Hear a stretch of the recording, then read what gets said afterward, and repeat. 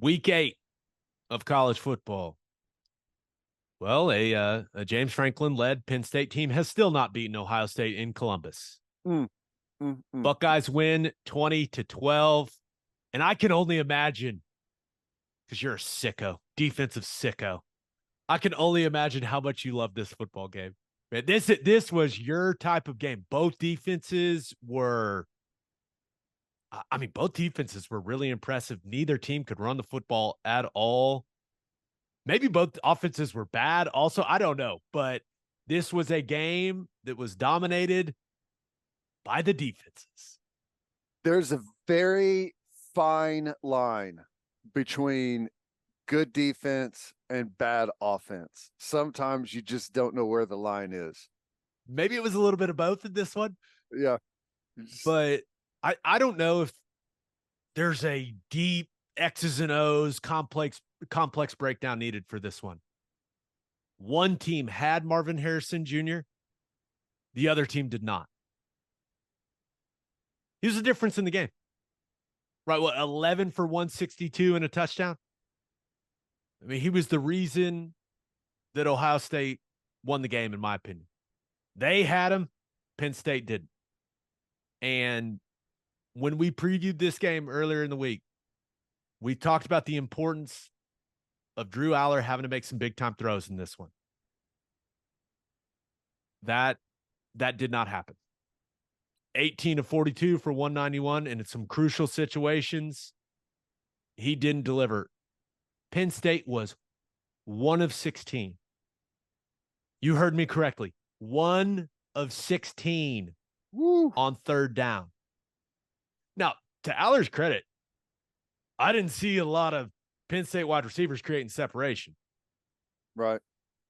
So credit to Ohio State's defensive backs. That defense looks great. But they needed Aller to deliver, right, to make some big time throws in this one, and he was not up to the task. Yeah.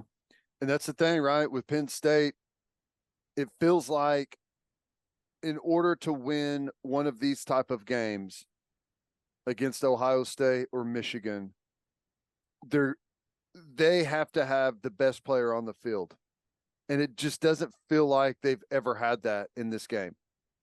Either one of these games. I guess recently with Michigan, but for quite a while now with Ohio State. They're just missing that explosive guy that when the coverage is tight and when the defense is good can still either make a guy miss consistently or get out of trouble or make the big catch. Ohio State always has that guy and Penn State doesn't. And Penn State, right, on the road in Columbus, they needed a special play. And they got it. Sack, strip, fumble, scoop, and score. Called back for defensive holding in the second quarter. Ted, I'm going to give you one guess. Who was Penn State's defense holding? Marvin Harrison Jr.? Correct. Figured. And Ohio State ends up, they go and punch that in. It would have been 10-3 Penn State on the scoop and score. Instead, 10-3 Ohio State. Oof. I mean, you talk about having a massive impact on a game. Marvin Harrison Jr. was the difference in the game. And this is really the last thing I have on this game. Gus Johnson, for the love of God, please stop trying to make Maserati Marv a thing. Oh, what was that? I didn't. It's like he was getting paid every time he said Maserati Marv. I was like, am I the only one that thinks this is just absurd? And then I searched Maserati Marv on Twitter. It appears everyone agrees with me. Stop it. I love Gus Johnson. I love the energy he brings to a broadcast. I think he does a tremendous job. But don't try to force Maserati Marv on us. Don't try to make fetch thing of Gus. Come on. Run that through a focus group first. Is that what you're saying? To see if it's the right way to go? It was over and over. And the funny part was Klatt said it once or twice early in the game, and then he was like, I'm out, man. It was pretty funny. Maybe this will get me hammered in the comment sections, but I think Maserati's like the most overrated vehicle there is. Thank you. They're First of all, Marvin Harrison Jr., no disrespect to anyone that's got a Maserati out there. I understand there is a very large price tag that comes with that car. But Marvin Harrison Jr., Maserati Marv, is going to be way richer than that. Yeah. He's going to be Rolls-Royce Marv or Bugatti Marv. That's right. In the world of exotic cars, like, you're essentially calling him Kia, in my opinion, you know? Yes. And you're a car guy. I'm not a car guy, but this is how I will frame it. I love Charlie Whitehurst. He's one of my favorite NFL teammates. Clipboard Jesus drove a Maserati. Awesome car. But you got into the player parking lot, the guys that were making the huge money, Lamborghinis, Ferraris, Rolls-Royce. It's not Maserati. That's right. It's almost a disrespectful nickname for Marvin Harrison Jr. It's undervaluing him. I know it sounds crazy, but it is. That was my first thought whenever, because I just saw the highlights of the game. So I didn't hear that. Whenever I saw that you had that on there, I was like, I don't think that's the compliment that he thinks it is. At least not in my opinion. Some people may love Maseratis. Moving on to the next game. Tennessee at Alabama. Wow. Tale of two halves, right? Yep. I mean, Tennessee controlled the first half of this football game. They end up losing 34-20 to Alabama. Tennessee was up 20-7 at the half. And honestly, I thought they missed a big opportunity to create some serious separation early in this football game. They had the big touchdown drive to open the game, but settled for some field goals. And that window was there where Tennessee's defense was playing really, really well. Bama's defense was kind of on their heels a little bit, and they just weren't able to create the separation that they needed in that sequence. And then the Bama defense came to play in that second half. Oh boy. Yeah. I mean, completely shut Tennessee down. Other than a few Joe Milton runs, the Vols couldn't do much of anything in the second half of that game. Yeah. Yep. They had him locked down, and he was having to throw the ball away a lot. You know, something I noticed in that game, and I know Alabama's offensive line gets a ton of heat, and a lot of it is rightfully so, but I think Milroe just doesn't have hardly any feel in the pocket. He doesn't help himself up much at all. He doesn't step up whenever they're running the hoop around the outside. He doesn't step up. He stays deep in the pocket, just like he doesn't have much feel in there, if that makes sense. There is an epidemic in college football of quarterbacks dropping to like 10 yards deep and staying there. Yeah. Drop deep, get the defensive ends to go wide and fast, and then step up. You're supposed to get the back of your drop and then step up, right? Correct. There's a lot of get deep and stay deep. Yeah. Not a recipe for success. Now, looking at the big plays in this game, no bigger play than the sack, strip, fumble, scoop, and score, right? In the fourth. I mean, that was the biggest play of the game. I guess you would say Bama's offense did enough. I thought the bomb to Isaiah Bond out of the half for the touchdown, I thought that was a really big play in the game. Got some momentum going. When he lets it go, he's got a drill bit for a deep ball, man.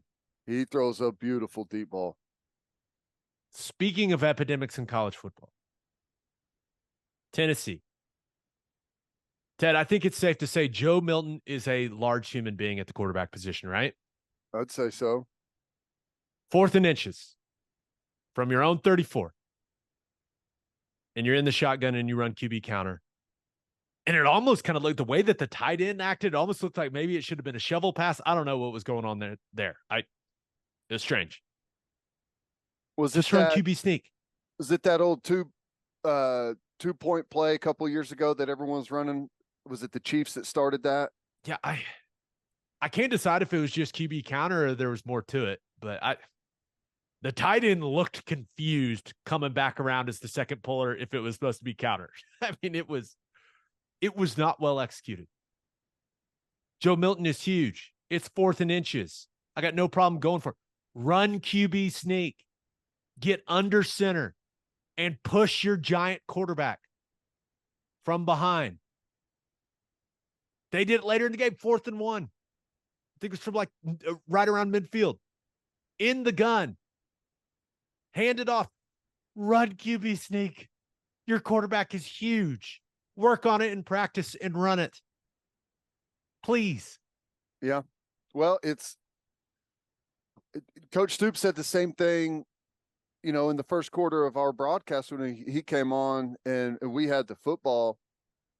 Yeah. And I have to imagine you don't see it because college quarterbacks are almost never under center. Is that the reason that you don't feel comfortable doing it on a 4th and 1? Like you're under center 0 times the entire game. It's hard to get under there and do it under pressure on 4th down when you've got all the, is that the reasoning why they don't? Here's how I'll frame it for you. Each and every week, you carry some special game plan plays, right, for a game, right? You want to call them tricks, gadgets, whatever. If you can prepare that stuff, you can prepare snapping the ball under center and going forward. It ain't that hard. I agree. And their inability to run that play may have cost them the football game. If you can run QB sneak, maybe you walk out of Tuscaloosa with a win. I assure you, he can learn to take a snap under center, and the center can figure it out. Practice it. It's only been done for 100+ years, right? It's insane. All across the country, 4th and inches, guys in the shotgun. Especially a guy Milton's size. Just have him take the snap and push him from behind. You're going to get the first down. Yep. They even changed the rule. You can aid the runner now. You can push the runner. That play it's no longer QB sneak. It's QB shove. You would call it the tush push, whatever you would call it. You can literally just create a massive humanity. And if you got a huge quarterback, I've complained enough. You got anything else from that game? Hey, this just in. Bama wins a lot of football games. They're getting there quietly. They're getting there quietly. Last game, we called this one a culture game. Utah at USC, and you nailed it, Ted. Utah wins again. Yeah. Yeah. It was that was a wild football game.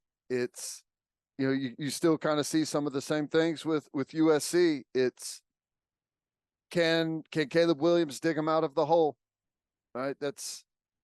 They go as he goes. If he can make some plays, if he can hit some throws, if he can scramble around behind the line and buy time for guys down the field, he's going to beat you. If he can't do that, they're not going to win. And it's just really a gutsy performance by Utah, coming up with the plays they needed to. And backup quarterback wise, he took a huge shot, I guess delivered a huge shot in that game, and he looked like he was out on his feet for a couple of plays, but comes back and makes the most critical play after that. That was a gutsy effort. Yeah. And you think about it, you think about critical situations in that game. 4th and 1 from the 42, game on the line, Utah converts. And then Bryson Barnes, massive play with his legs to set up the walk-off field goal. Utah it started to feel like they were going to blow them out. Yeah, it did. when they were at And what, then, but the 28-14? pick six early in the fourth quarter made this one. I mean, it was really fun to watch down the stretch. Yeah. Had the weird play where the ball, Caleb Williams is throwing the quick out, and ball just came out of his hands. And Lincoln Riley chose to kick the field goal, trust his defense, and they got the stop. Zachariah Branch continues to be electric. I mean, the punt return to set up the touchdown, the QB draw touchdown for Caleb Williams. That was pretty awesome. Yeah. He's every time he touches a football, he's got a chance to go to the house. He's a wild player. That's one of those rare guys that comes around every, 7-8 years and just crazy.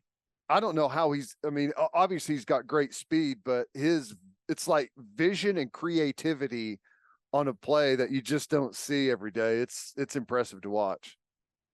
As fun as that guy is, watching Jaquindon Jackson and Sione Vaki, those guys were awesome.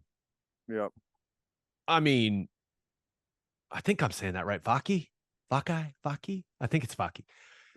He had one of the most impressive pass catching performances for a running back that I can remember. The guy plays both ways. I don't even know if he's a running back. I guess he was a receiver in high school, and it looked like he was because, wheel routes out of the backfield, catching the ball down the sideline, angle routes, routing dudes up, catching it, changing direction. 5 for 149 and 2 touchdowns out of the backfield. That'll work. A couple of those throws on those wheel routes were just money too. No doubt. Just like boom right there. That was cool to watch. And Vaki it's weird. He looks like really upright whenever he runs. He's got the ball in his hands, but just great vision and finds the perfect way to snake between some of those blocks out on the perimeter. And good job by Utah down the field blocking on some of those longer runs and stuff. So that's pretty impressive performance. He's a damn football player is what he is. Yeah. And I thought Utah had some really tough stuff against USC's defense when it came to the QB run game.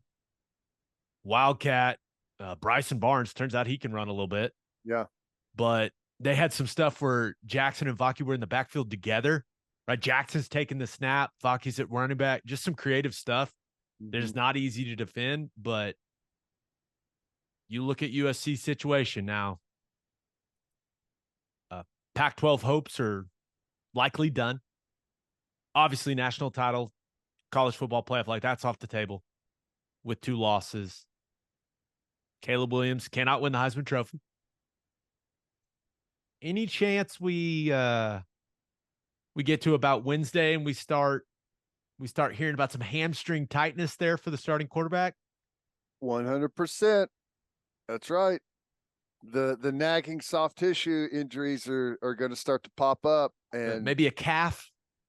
Yeah, that's right. And we talked about this before. There's, with a lot of attention, with a big spotlight comes a lot of scrutiny, and you got a lot of people right now that are trying to pull that team apart. And this is where you figure out, like, does that piece together transfer portal mentality of, just pulling guys in, can that stay together? Can it stay tight whenever, there's a bunch of people are going to be trying to wedge that team apart? People are going to start telling Caleb Williams, you need to protect yourself. Telling some of the other guys that maybe think about going to the NFL, you need to have your best interest in mind instead of a culture team, a Utah team. It's about the group. It's the collective. We do it for one another. Like that battle's going to be going on with USC, and I don't know what's going to happen. Yeah, we'll see. Only last thing on this game, just one of the quotes of the year from Kyle Whittingham afterwards. We've got ourselves a pig farmer at quarterback, so we're proud of that guy too. I don't even know what to do with that. Just incredible stuff. Is that a compliment? No, I think I don't know anything about Bryson Barnes' background, but he was talking about Caleb Williams and being complimentary of him, like, hey, they got a Heisman Trophy winner. I think at some point in his life, Bryson Barnes was a pig farmer. Okay. That's what I think's going on here. I don't think it's I think he meant it literally. Okay. Or at least that's how I interpreted it. I always think of the what's the quote in Snatch? Brick Top, what's he say? Never trust a pig farmer or something like that. I haven't seen that movie in forever. That's I need to go watch that again. All right, let's finish I up. like that quote though. Yeah.